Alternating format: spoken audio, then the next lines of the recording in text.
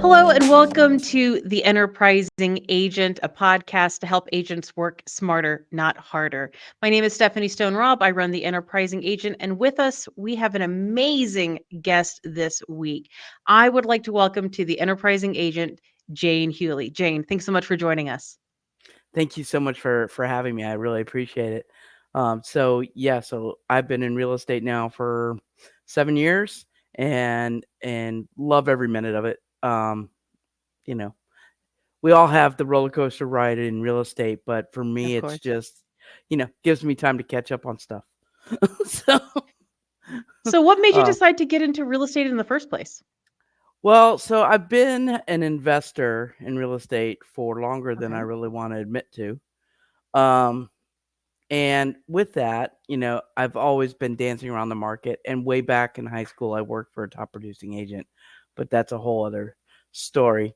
Um, then I had a career with training dogs, grooming dogs, doing dogs, and Talk about a it- transition from one career to another. not really, not really. So dog training is 25% dog, 75% human. Real Mm. estate is 25% house, 75% human. So really, the percentages haven't changed. It's just that 25% that's different.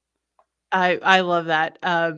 We have French bulldogs, very finicky dogs. You have Very gremlins. hard to yes, absolutely. The joys of my life, but Yes. we our trainers, bless them. Very hard to train dogs. So I totally will take full responsibility of that 75% owner that Yep. sometimes doesn't stick with it. And when you said that it's 25% house, 75% client, oh, I felt that deep in my soul. I totally get where you're You know, coming from. yeah. Often, I mean, we can talk about it, but often the house part is not the problem, right? It's all Mhm. the other pieces. And really in a transaction, the house part, while it plays a role, really it's about educating, guiding, coaching, all of those keywords, the client. Whether it's Yeah. the seller or whether it's the buyer, our job is to walk them through the transaction, hold their hands, get them from point A to point B, and ultimately have a seller and a buyer come together at a closing table and exchange keys. Like that. That's what we do in a nutshell, right? Now, there's a lot Yeah, of and pieces and there's a lot of mhm. stuff, but that's just stuff, Yeah, that's just details at the end of the day. details. Yeah, Yeah, and yeah. it's very much like working with agents. I always say I went from having my buyers and my sellers as my clients to now having agents as my clients. And it is still very much, if I think about it, that 25% transaction, 75% where that agent is coming from, where their mindset is, where that Sure. level of dedication is. So since we're talking about that 25-75, and we didn't really expect to go down this path, but talk to me about for you personally, how do you keep yourself moving down that 75% that you need to devote to have that 25% house to play with?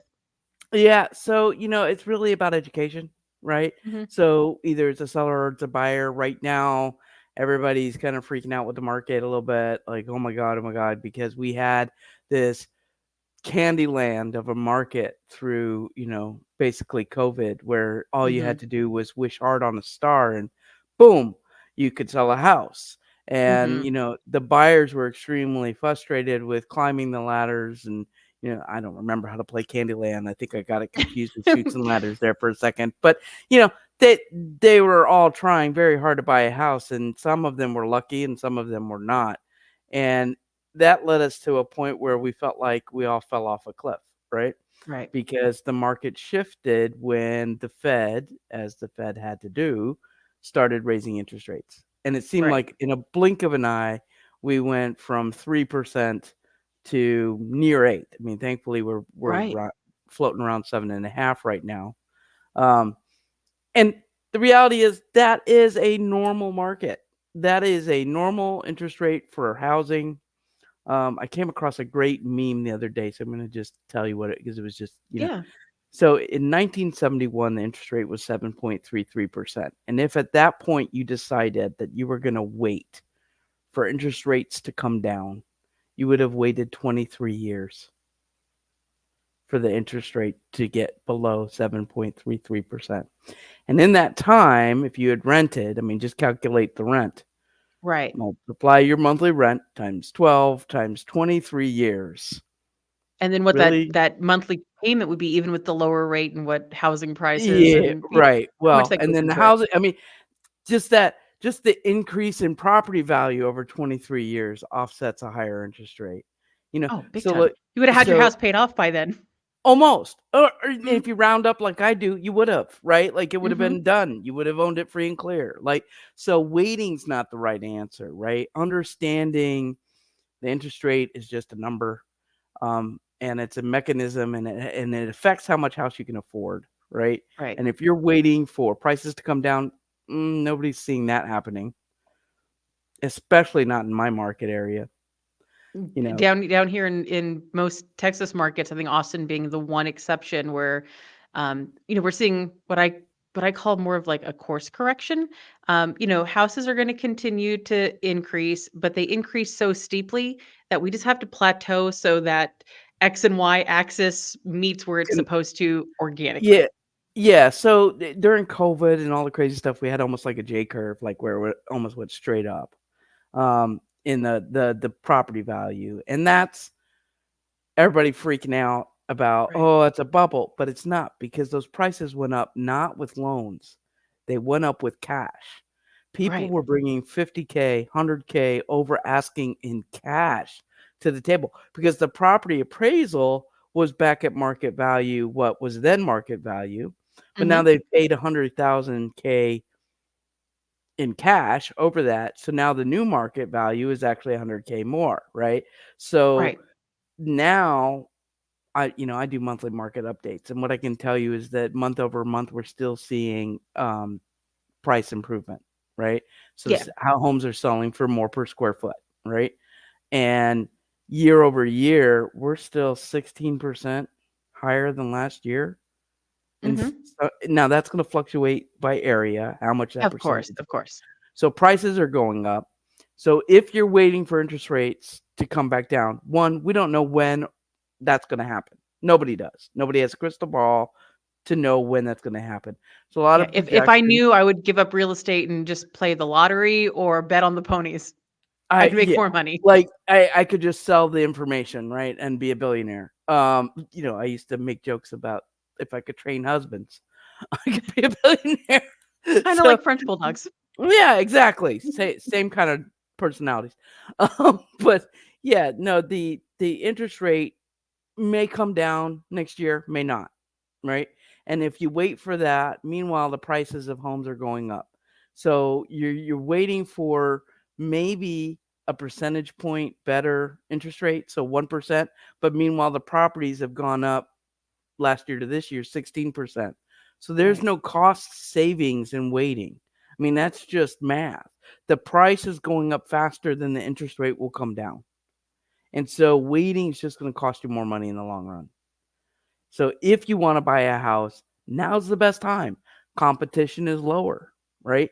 You're Mhm. not, you know, sellers are motivated. If their homes are on the market, they want to sell them. Fewer people are writing offers, so maybe you can get some concessions from the seller. Maybe you can get, a better price. Maybe you can get that thing that, bothers you on the home inspection fixed. You won't have to Right. throw away all those things because the market's so competitive.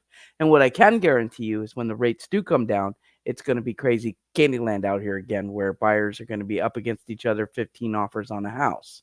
I'd much Well, rather write a contract now. absolutely. And that's one of the things that I tell my agents is, right now we have this pent up demand. It is the horses at the gate. We have these buyers that are, a little hesitant. We maybe have sellers who are hesitant to sell because they're like, well, where do I go? And I'm trading my 4.5% interest rate for 8%, and I'm going to pay the same amount and get less house, or even with the equity that I'm cashing out with, and the math isn't mathing for them right now. So, I'm telling my agents the best thing that you can do is continue to educate your buyers and your sellers and continue to build your database. I think right now we're going into what is traditionally the slower season in the fall and winter holiday season. This is a great opportunity to stay engaged with the folks that you've been talking to for 6 months, 12 months. It's amazing how they return to the market when we least expect them. So, question for you, where we're in this market, what advice would you have for an agent who's like, I don't know what to do, or an agent who got in the peak and is now really experiencing what a relatively normal market looks Yeah. like? Yeah, so there's a lot of pain out there and there's a lot of fear, um, which I totally understand. And Yeah. really it's if you every coach I have, every coach that I've been exposed to, they're all saying the same things. It's time to return to the fundamentals. Maybe Yeah. we got off the bandwagon of making those calls, sending text messages, and really loving on our people. And whatever method you use, Hmm. um, generally speaking, you just kinda wanna return to that and double down on your basics, right? So, for me, I do, a lot of internet leads, and I do also work my sphere, um, but every day, I send out text messages to my sphere, and it's not just a text, it's actually a video text, and every day, I call 25 of my internet leads and just try and have a conversation. And that's the bare minimum I have to do for myself to count it as a work day, right? Hmm. Um, That's commitment. but it's hold yourself accountable or Yeah. get an accountability partner if you can't hold yourself accountable, right? And it's because of the activities that I do that I have a consistent flow of who's actually active looking, who's still pre-approved, who hasn't talked to their lender in a minute and Hmm. hasn't checked what they qualify for since the rate shot up, right? Because what they were Right. qualified for in early August is not the same number that they qualified for now. Assuming their job and everything stayed the same, interest rates Right. went Right. up, so their approval came down, right? So having those conversations and loving on them and nurturing on them, it's also a great time to do all of the things that we need to do, update our web pages. Um, for me, it's, funnels, community pages. I also, this time of year, get real involved in my community with helping with the senior center, Hmm. the elementary school, and those things, and really dive into my community and see where I can be of service, right? Because you never know where your business might come from. But I like to be the local expert. And in order to be Yeah. a local expert, I can't just know about the real estate. I have to know about the local community, the businesses, all those things. It's a great time to go meet your small business owners, right? And just really work that. Not just like, hey, do you know somebody who wants to buy or sell a house? That's Yeah. not what it That is. gets real boring real fast. Well, and that's salesy and it's icky and Hmm. nobody feels good after. I mean, it's just terrible, right? That's not what I do. What I do is go, hey, I see you have an ice cream shop. Hmm. I'm great. It's great that you're here. I love ice cream. Would you mind if maybe we, like we're doing here, have a little podcast, but do like a little, business interview and share it on social media, right? And just love on the local business, but also be involved in the local community, either with the seniors or whatever warms your heart. I Right. have a real soft spot for children and I have a real soft spot for seniors. The rest of us, well, we're on our own, but those two, Yeah. those two mean a lot to me. And so, that for reasons and you know, Yeah. um, that's where I tend to focus my efforts. But really, for the business, it's the fundamentals, right? For If you're for not sure. doing, and I have a lot of agents that tell me how busy they are, and oh, I just don't have time to do that, or I don't have time to do that. I'm like, really? Well, okay. Yeah. Show me your schedule. Show me what you did. Re- You got Well, it. It's like a math problem. Show your work. don't tell me you don't have business and you're too busy. Hmm. because you got to make time to work your business just like anything else. Nothing lands in your lap without effort. And the activities that we do today is what we're gonna see in the spring, right? Yeah. And I personally feel that there's all this pent up demand, but people can't wait forever. Right. Every day, 10% of the population has to move every day, Yeah. every day. And do you want to be the agent that sat back and just was like, oh, the market? Or do you want to be the agent that is actively trying to find that 10% of people that actually have to sell their house or have to buy a house because of whatever, Right. right? Whatever that situation is or that point that they're in their life. Right. I'd rather be the active agent that's out there trying to find them, and work with them, because that's what will keep your business going month after month, you know, and year after year. You know, that there is no magic pill. I wish there was. Oh, I've oh spent yeah, I wouldn't be doing podcasts and coaching agents. I would be like playing the ponies, doing the lottery because I'm psychic, but I also have yeah, a magic pill that just makes clients just fall into my lap and money just rain down from the sky. I wish it well, was that easy. I do believe in the power of visualization, but it's not Mhm. quite that literal. Like, I can sit here and visualize money. It's not going to just fall from the sky. Right. Right? So, I work with a lot of coaches. If anybody had a magic pill, I would have found it by now. I have spent thousands upon tens of thousands of dollars on Mhm. coaching, right? And that's part of the reason why I have good systems in place, and I'm huge into tech. I love my robots, all of the things that help me, love all my clients, my Mhm. leads, my people that I ran across in some far off land somewhere and happened to Right. get their name and phone number. Um, without those tools, I wouldn't be able to do what I do, right? And at the same time, nothing replaces me actually picking up the phone and making a phone call. Well, one of the things that you mentioned that you do on a regular basis is reaching out via text, and you mentioned not just a regular text, but a video text. And I think that's a Mhm. beautiful 2023 way to combine technology, um, and still, that idea of reaching out and touching someone. If grew up in the Right. 80s, that yeah, Yeah. the kids Phone a don't friend. remember Yeah. bell telephone. Yeah, but yeah, being able to reach out, and I think there's also something very powerful in video because they get to see your face, they pick up on that body language, that Yeah. facial expression. I really think reaching out via video is going to set agents apart versus just text or even really just phone call. Hearing somebody's voice and the tone of their voice is great, but when you can also add the animation of somebody's face and the smile and the light in their eyes, I think it really helps people get to know you. So talk to me a little bit about um, when you started incorporating video, did it change the way that people reacted back to you? Did you get more people responding to your text? Or was it kind of business as usual? Oh god, no. It gets a very different response. Now, there's a couple caveats I'm gonna give you. So I video text with my what I would call my close sphere on a Hmm. regular, right?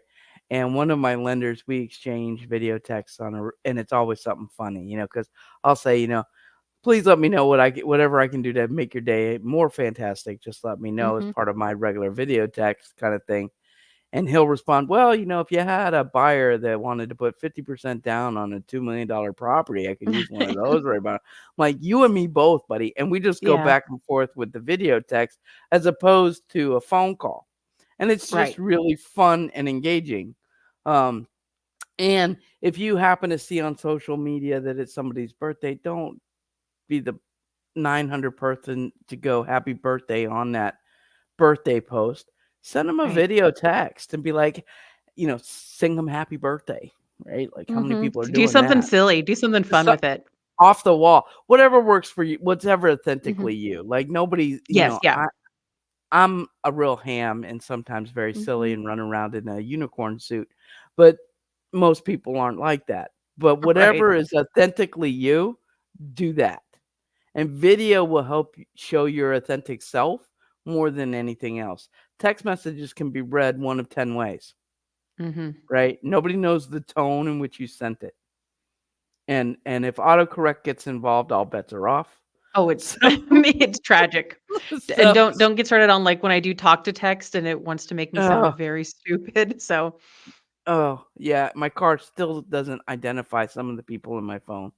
So so, you know, the video just really makes it a little bit more personal, and the only piece of advice I will give is before you shoot the video, smile your biggest smile for, like, 30 seconds.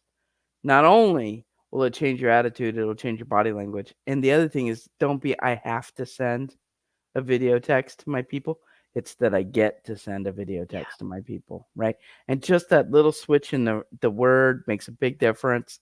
Um, but I recently started with the A's in my phone, and Mhm. I just because, there's people I video text them all the time, Right. but there's a lot of people in my phone, some of them, I'm gonna be honest, I don't remember who they are. Right? Same. So I started with the A's and I just sent, "Hey, have a fantastic day. And if there's anything I can do to make it more fantastic, please don't hesitate to let me know." And so many people have reached back to me that now I remember who they are because some of Right. them sent me a video text. Oh, how cool. Yeah. And so then you see the face, you're like, "Oh, yeah, That totally get person, who yeah. that is." Yeah, totally know who that person is now. So just way more personal. Another friend of mine is doing video text, but her thing is she wants to fill in those gaps in her database. So she's Mhm. like, "Hey, I'm just trying to be better about sending out birthday cards, Christmas cards to people in my sphere. Could you give me, please, your children's names and their birthdays?" Yeah. You know, so that I can send them a birthday card.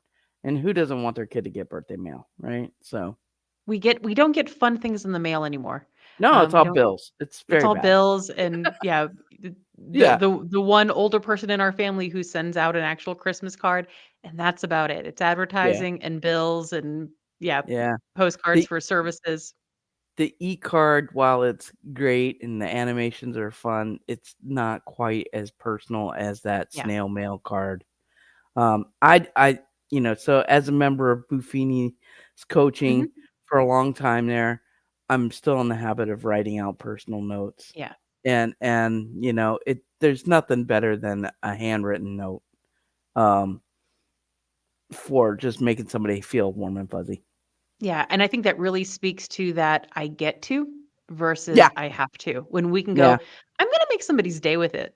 I'm gonna send out I'm very much in that same vein of I want to celebrate things with my past clients or the people that I'm connected with. And I've got somebody's address, they get a house anniversary card from me every year with like a little sweet treat, little candy or whatever I send out. yep, And I'm probably the only person who's like, what? Oh my gosh, it's the anniversary of you buying that house. Like, I hope you had another 365 days of good memories. And knowing that, not to pat myself on the back, but that's going to be when they get that, that's going to be something good in their day. I'm not right, sending them oh, and if you know anybody looking to buy or sell real estate, this is uniquely about them and a happy moment in the history of their lives. Or yeah, I see yeah, that, they adopted a new dog. Great. I'm gonna send them, congratulations on the new member of your family because we wanna celebrate those happy things, and I think that really, um, speaks to that service over sales that I try to impart on my agents, and sounds like you're yeah. very much the same way. Yeah, and, for next year, this is just kind of off the wall. So you know how there's, like, National Sock Day, national, Mhm. like, really strange Weird stuff, yeah. national days. Yeah. So next year, my plan is to do a little bit more along those veins. So instead of Oh, how sending cool. traditional holiday cards like Happy Valentine's Day, it'll be Mhm. like, you know, happy, national, wear your underwear on your head day or whatever it is, right? Like, I love it. just because nobody will expect it, 1, but 2, it goes along with my sense of humor, like, Mhm. yeah, today's a great day, it's Valentine's Day, whatever, but it's also Underwear on your head day. underwear on your head day, and, Yeah. just have fun with it, right? And I think it also shows people who you are, and people work with you because they want to work with you, because they like your personality, because they like your approach, because they like other things that you do. I joke all the time that I am the official San Antonio Realtors for French bulldog owners. I know we've mentioned them 3 times in this show, and also fans of true crime podcasts, because it's like, "Oh, Yeah. she's into the same thing that I am," or, "This person, they go hiking like I like to go hiking," or, "They go to that same restaurant that we really like to go to." And so when you can kinda show people who you are when you take your real estate agent hat off, I think that's really where that client attraction can come into play. So being authentically yourself is such an important thing. Yeah, so and one of the things that, I go to meetups for I like to go hiking as well, so go to meetups for hiking and things of that nature.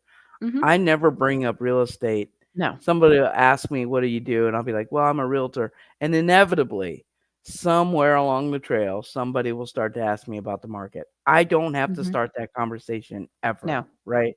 So I'm never salesy about it. I'm never there, handing out all my cards to everybody.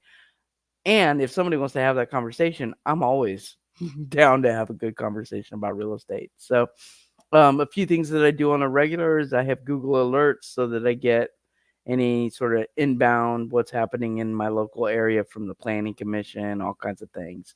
Mhm. Um, just so that I can be informed on what's happening in the market and not just the interest rate and how many houses are on the market, but what are the plans coming down the pike, things of that nature.